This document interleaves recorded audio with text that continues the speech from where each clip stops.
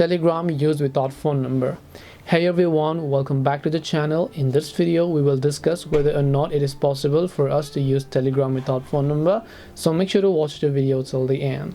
Now maybe you would like to use the Telegram application and you don't have access to your phone number, maybe because you're a minor or just for whatever reason. One thing you have to understand is that Telegram is a number based application, so it is not possible to use without your phone number. But don't worry, it doesn't really mean you can't use it. You can still use Telegram by not using your real phone number but by using a virtual phone number. Now in order to do this, all you have to do is go ahead and then make sure to launch your Google Chrome or any browser that you use.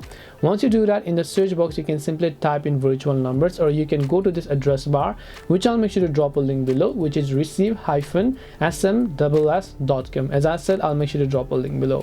When you come to this website, it has a host of all of the free numbers, virtual numbers especially, that are available for you to use.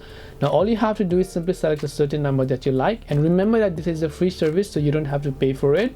Now you can just go ahead and copy the number. Once you've done that, you can come back to Telegram. Make sure that you change the country to the proper number that you selected, which in this case was United Kingdom in my case. After I've done that, make sure to paste the phone number. Now Telegram will send a verification code to this phone number. So to get that verification code, you have to tap the update messages option here. Once you tap on update messages, you'll see a list of messages pop up. If you have sent a code, you'll also receive a Telegram code. You can verify with that code and log into Telegram.